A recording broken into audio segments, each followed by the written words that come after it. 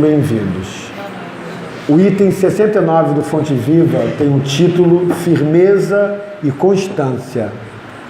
E Paulo escreve aos Coríntios, no capítulo 15, versículo 58, o seguinte: Portanto, meus amados irmãos, sede firmes e constantes, sempre abundantes na obra do Senhor, sabendo que o vosso trabalho não é em vão. E nos diz Emmanuel, muita gente acredita que abraçar a fé será confiar-se ao êxtase improdutivo, a pretexto de garantir a iluminação da alma. Muitos corações fogem à luta, trancando-se entre as quatro paredes do santuário doméstico, entre vigílias de adoração e pensamentos profundos acerca dos mistérios divinos, esquecendo-se de que todo o conjunto da vida é criação universal de Deus. Fé representa visão. Visão é conhecimento e capacidade de auxiliar. Quem penetrou a terra espiritual da verdade encontrou o trabalho por graça maior. O Senhor e os discípulos não viveram apenas na contemplação. Oravam, sim, porque ninguém pode sustentar-se sem um banho interior de silêncio, restaurando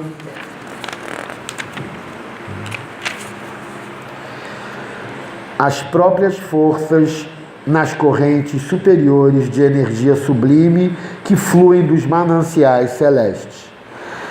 A prece e a reflexão constituem o lubrificante sutil em nossa máquina de experiência cotidiana. Importa reconhecer, porém, que o mestre e os aprendizes lutaram, serviram e sofreram na lavoura ativa do bem e que o Evangelho estabelece incessante trabalho para quantos lhes desposam os princípios salvadores.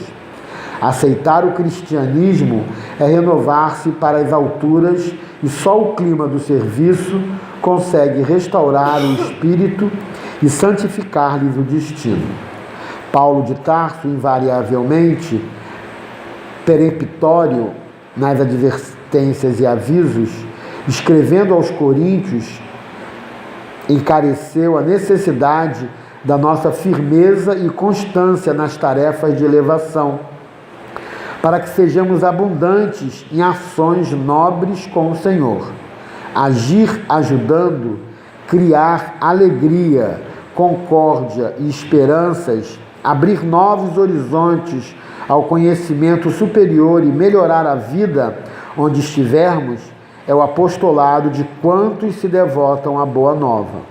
Procuremos as águas vivas da prece para lenir o coração, mas não nos esqueçamos de acionar os nossos sentimentos, raciocínios e braços no progresso e aperfeiçoamento de nós mesmos, de todos e de tudo, compreendendo que Jesus reclama obreiros diligentes para a edificação do seu reino em toda a terra. Graças a Deus.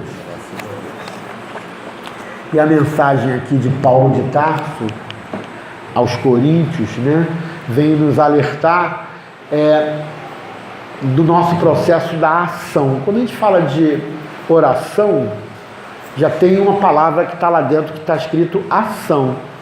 A oração sem ação é como se fosse apenas a ponte que eu construo, mas falta a pessoa para poder andar na ponte, que sou eu, para fazer o contato com o Criador. Falta aquele veículo, que a gente precisa, que é a própria ação. Então, como que a gente aprende na vida? Em qualquer momento a gente pode aprender, em qualquer situação que a gente passa pela vida, basta se ver e se olhar, se perceber para poder se trabalhar, e isso aí a gente às vezes quer consertar pessoas e o mundo, quer consertar filhos e amigos, maridos e mulheres, a gente quer consertar o que está fora, mas às vezes não conseguimos ver aonde está quebrado dentro da gente, aonde precisa de conserto dentro de nós. Porque muitas vezes nós temos a facilidade de ver o defeito alheio. E mesmo conhecendo a lei, a gente quer corrigir aquilo que precisa ser corrigido. Mas esquecemos da maior caridade que é conosco, de nos melhorar, de buscar a oportunidade que muitas vezes todas as vezes nós atraímos para poder olhar para si. Então a gente quando fala assim, meu Deus, eu quero tanto aprender a amar. Não, se quer aprender a amar, vai encontrar quem? Pessoas que não te amam, para você aprender a amar. Pensa que vai ser a facilidade, vai ser a dificuldade, porque a gente ainda não sabe. Então a gente vai enfrentar situações que vamos precisar sentir mesmo tudo aquilo. Mas eu sempre falo aqui, se a gente não sente, a vida não tem sentido. A gente não pode ficar preso naqueles sentimentos o tempo todo. É importante que a gente possa sentir cada etapa e cada processo que a gente vive, e mais ainda aqueles que nos afetou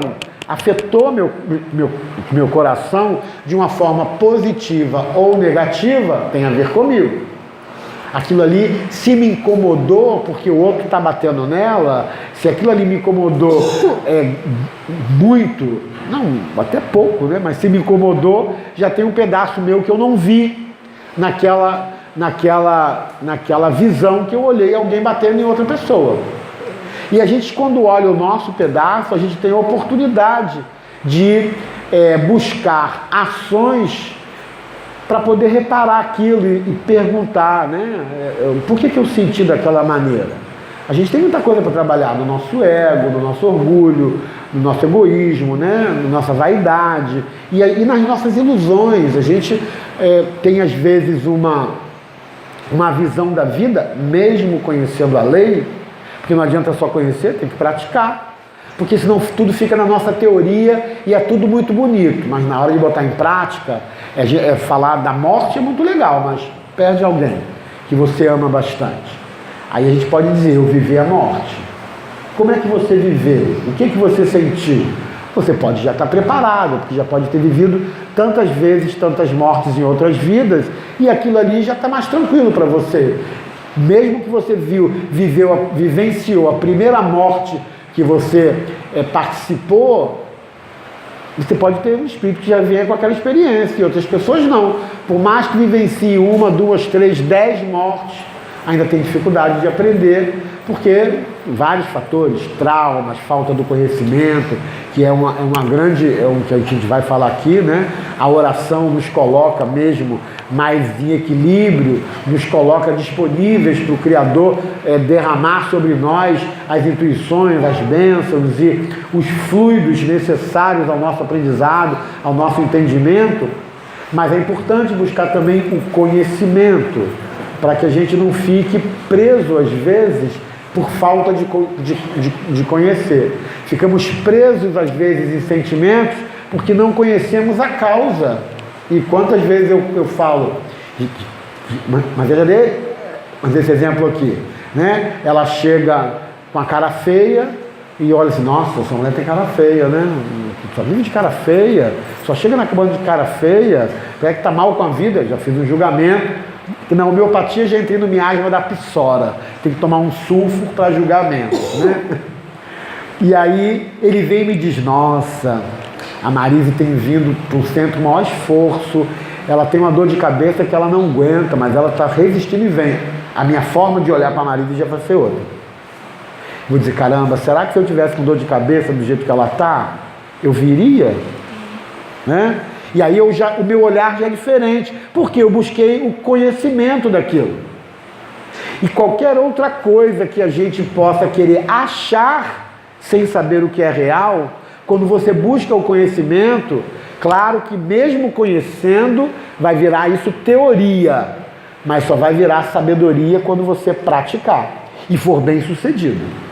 Porque às vezes a gente pratica a primeira, segunda, terceira, quarta, quinta, até ficar bem sucedido naquilo, e aí aprendeu, ficou sabido naquilo, né? Só naquilo. Mas tem tanta coisa que a gente veio para aprender, é um pacote de coisas, né? Às vezes é aquela coisinha, uma coisinha pequena, mas atrasou a gente ali um tempão, porque ficamos presos, ficamos ali apegados àquilo. Quando a gente estuda os chakras, né, a gente vê que a gente fica mais preso mesmo no chakra, no terceiro centro de força, que é aqui o chakra do plexo solar, onde roda os nossos sentimentos mais pesados, né?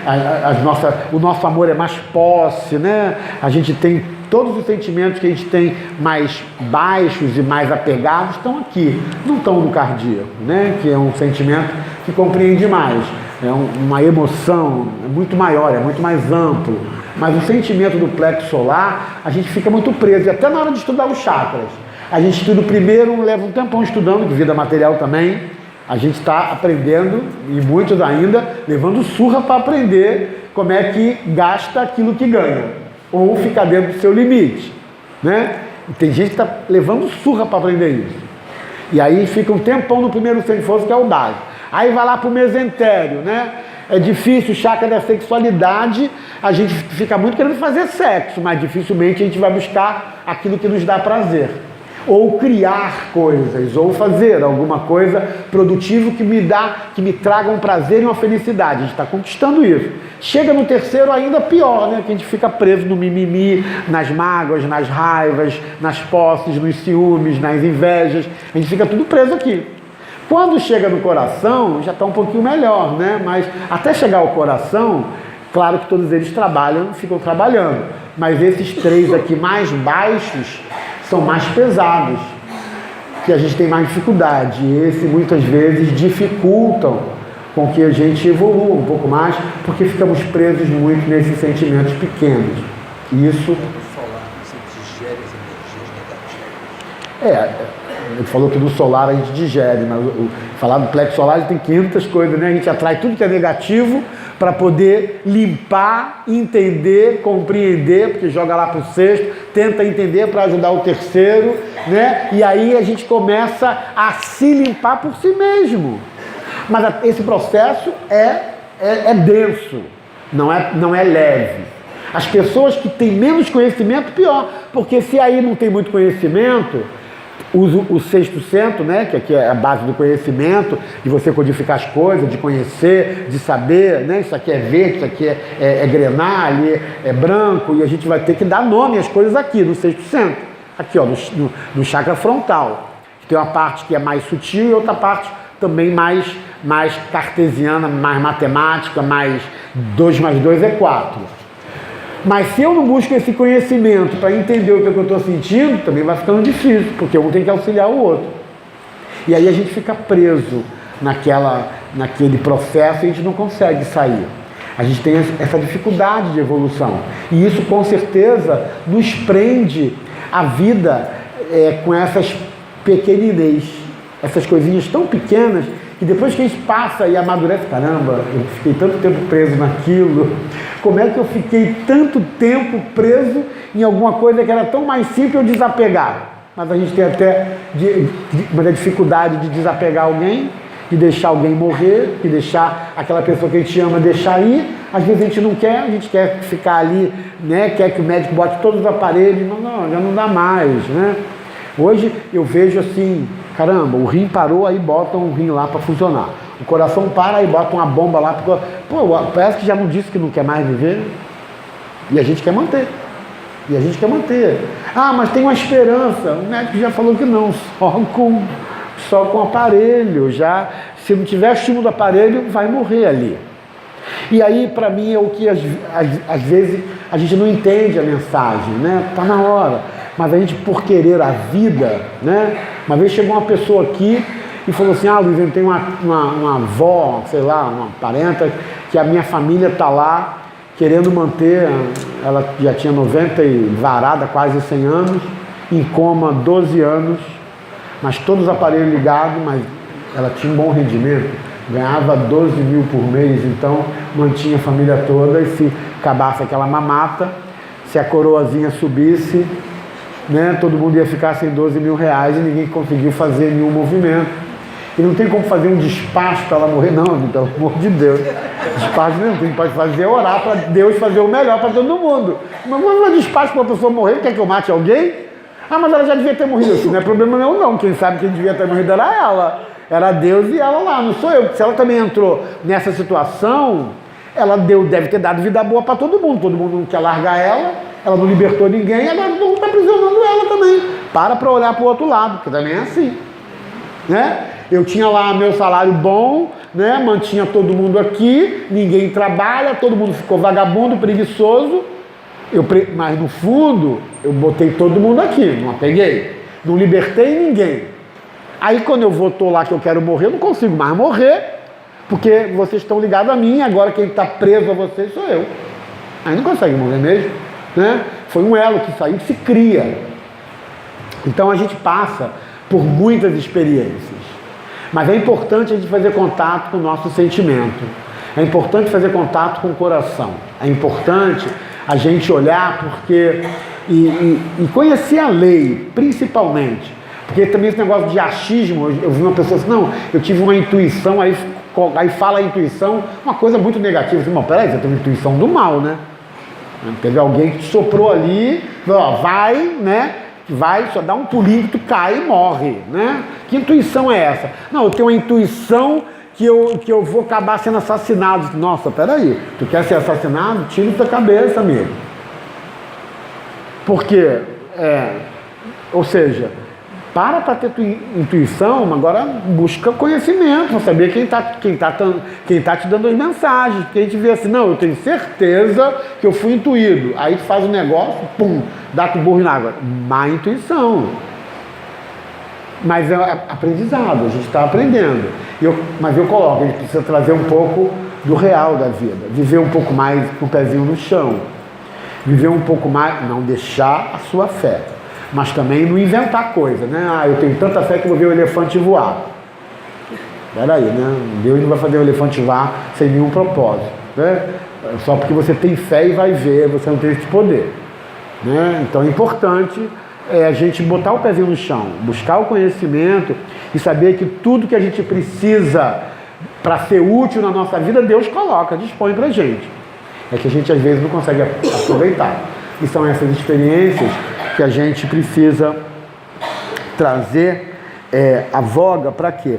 Para que a gente possa dar continuidade no nosso processo de crescimento e não ficar se justificando em algumas coisas ou então ficar só na contemplação. Eu conheço pessoas assim, eu conheci umas pessoas que não comem carne, não isso, não aquilo, e ficam o tempo todo meditando.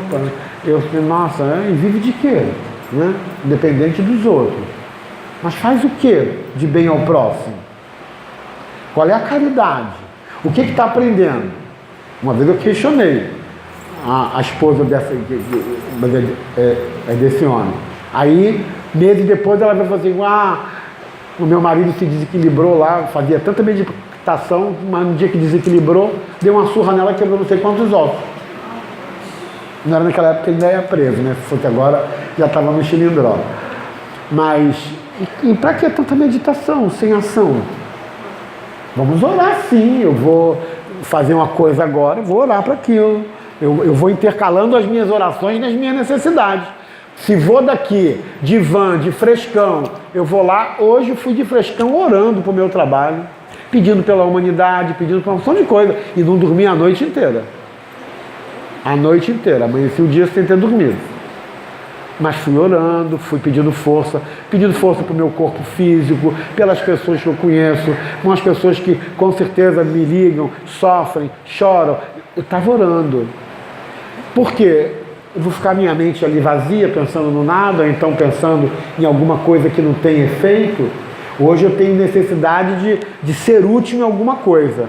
Sabe aquele negócio, a fila do banco, que tu ficava antigamente horas, eu levava sempre um livrinho. Na fila, pelo menos eu estou olhando, o livro espírito já estou lendo, já estou me adiantando. Quem é que fica na fila impaciente, nervoso, aí vem aquela pessoa que chega aquele bando de documento, hoje não tem caixa eletrônica, né? Mas chega aqueles bando de documento, chegava na fila, ficava meia hora e você lá esperando, e tinha hora de almoço, e aí mesmo você ficava na fila, voltava para o trabalho e não tinha sido atendido ainda. Ou seja, para que ficar nervoso? Leva um livrinho, aí a gente começa a buscar recursos. Aí eu ia ficar logo afetado, nervoso, porque eu quero para ontem, quero para agora, e a fila está grande. Bom, não tem jeito, remediado tá, né? Abre um livro e começa a ler. Hoje a gente já olha no celular, já manda mensagem para aqui, já manda mensagem para lá, aí manda um abracinho para alguém, um beijinho para o outro, pronto, tá ótimo. O tempo passa, as filas diminuíram bastante, graças a Deus, e quase a gente não vai mais à fila de banco. Mas quando você espera em alguma coisa, eu já vou preparado. Pode saber que eu não trouxe pasta hoje, mas eu te mostro. Tem logo um livro, tá, até o livro que a UCE me deu de presente. Tem logo um livro ali para ler. Porque baixou aquele tempinho, abre o livro. Mas, quando a gente tem a consciência que precisamos aproveitar o nosso tempo, ser útil, mas ter a vontade e perseguir a vontade de crescer, ser constante naquele processo que eu quero uma coisa, eu vou e vou conseguir. Só se Deus achar que aquilo não é bom para mim, mas eu também aceito, se não for bom. Então, eu oro sempre, se aquilo ali vai me beneficiar. A gente quer comprar o terreno lá dos fundos. Eu oro. Mas 3 anos em que você está orando já, tem uma hora que chega, né? Água mole em pedra dura, tanto bate até que fura. Se não for esse, vai ser o outro do lado, senão vai ser o vizinho aqui, a gente faz um asilo do lado. Ou seja, se demorar tanto, vou ter que fazer um asilo, né? Não tem jeito. Ou seja, a gente não pode perder a nossa esperança, a gente não pode perder a nossa fé, a gente tem que querer, ter vontade de mudar, e para isso tem que ter coragem para poder mudar, tem que ter coragem para se enfrentar, para se olhar através do erro do outro, para se ver através de alguma coisa que está ruim lá fora e você julga e critica, mas olha para dentro de você. Ou para se valorizar quando você vê uma coisa bonita e diz, nossa, se eu já percebo isso, é porque isso já deve estar dentro de mim. E aí eu posso aproveitar as situações, as pessoas, a vida externa para olhar para mim, estou me trabalhando, estou crescendo, mas não posso deixar de fazer a minha ação. Não posso deixar de fazer a minha ação comigo e com o meu próximo, porque isso nos estimula a aprender. Eu tenho ouvido algumas pessoas falarem comigo assim, Pai Luizinho, tenho frequentado a cabana, minha vida mudou muito. Essa semana eu vi algumas vezes isso, passada, na festa de Preto Velho. E médios e assistentes, eu fico feliz, e a gente olha assim, caramba, não é a cabana que te mudou, foi você que aproveitou os ensinamentos, a oportunidade que a cabana deu e mudou a tua vida. É você que não quis botar a responsabilidade fora em ninguém, em você, e aí você cresceu. Agora, enquanto a gente estiver preso lá fora, a gente vai ficar preso em nós, a gente não conseguiu se libertar. Mas tem algum momento que a gente vai olhar e tem que ter a coragem para ver a nossa incapacidade, para ver a nossa dificuldade, para ver onde nós erramos e assumir com humildade que ainda somos imperfeitos, mas que precisamos ficar mais atentos para o próximo passo ser mais certeiro, ser mais firme, ser mais disciplinado na lei, e para isso tem que conhecer a lei, tem que ter lei, tem que entrar dentro de um quadrado e saber o que te rege. Qual é a lei que te rege no trabalho, aqui na cabana, na vida, a lei do país, e viver dentro da lei. E mais ainda, no mundo que nós vivemos, viver na lei divina. Aí vai para a religião aprender a lidar com a lei do Pai. E aí, quando a gente fica, já começa a entender um pouco mais, a gente se esforça, né, busca, e com vontade a gente chega lá. Não quer dizer que a gente vai enfrentar menos dificuldade, não. Não mesmo. Eu falo que hoje eu tenho 400 filhos de santo e tenho tantos problemas quanto eu tinha na minha vida de administrativa aqui, espiritual, como na minha vida pessoal. Eu tenho tantos problemas como tinha antes, só com uma grande diferença. Hoje eu estou mais forte, hoje eu estou mais preparado. E aí me saio melhor diante dos problemas que eu enfrento iguaizinho de ontem. Para mim, mas para você isso é pinto. Mas claro, já aprendi. Mas quando que eu aprendo rápido? Quando eu olho para mim. Se eu ficar olhando para você o tempo todo, não vou aprender. Enquanto eu ficar responsabilizando as pessoas, botando a culpa em alguém, ou endeusando que aquela pessoa que vai salvar o mundo, o país, a minha família, só se eu ganhar na loteria que a vida melhora, não, só vai depender de você. É só você que pode mudar a tua vida. É só você que pode fazer essa grande mudança. E o mundo está passando por essa transformação. O mundo está passando por esse momento de essa transição planetária. E aí a transição não acontece só de uma forma geral, não, coletiva, com tsunamis e mais não sei, maremotos e terremotos e mais não sei o que, e furacões, né? E mais tragédias coletivas, despenca isso, cai aquilo. Não, está passando um maremoto também na nossa vida, um terremoto, um tsunami, um furacão, de mim comigo, e eu que tenho que resolver para poder limpar aqui e reorganizar esse eixo para que eu possa ficar bem no eixo da Terra e a Terra entrar no eixo melhor. Mas só depende de cada um de nós. E a gente tem que fazer a nossa tarefa. É o nosso trabalho de casa. Para essa encarnação, como todas as outras, é evoluir. Mas essa em especial, sejamos um pouco mais atentos e saber, como diz o Fonte Viva, isso aqui não é um parque de diversões, é um local de trabalho. E vamos arregaçar as mangas e trabalhar. E trabalhar-se o tempo todo, olhando lá fora, trabalhando dentro, nossa, a gente já é um bom exemplo. Agora, na hora de fazer a ação, na hora de viver a experiência, é que é a hora da prova mesmo. E aí a gente vai ver se realmente aprendeu, se passou de ano ou se vai repetir de novo. Porque muitas vezes a gente repete algumas situações, outras a gente já passa, porque já conseguiu vencer aquilo. Mas enquanto a gente não consegue vencer, eu dei esse exemplo aqui, vê o filme O Feitiço do Tempo, que a gente vai ver, o tempo só passa depois que a gente muda, para cada situação nossa. Então a gente muda e não vê nem mais aquilo na frente, ou se vê, já passa a ser felicidade. Mas os desafios que a gente encontra pela frente são aprendizados que a gente pediu para poder evoluir. Que Deus nos abençoe e que nos faça firme na nossa tarefa de evoluir e constantes na nossa tarefa de fazer, de crescer, de elaborar e ser uma pessoa melhor para o mundo, para si e para Deus. Graças a Deus.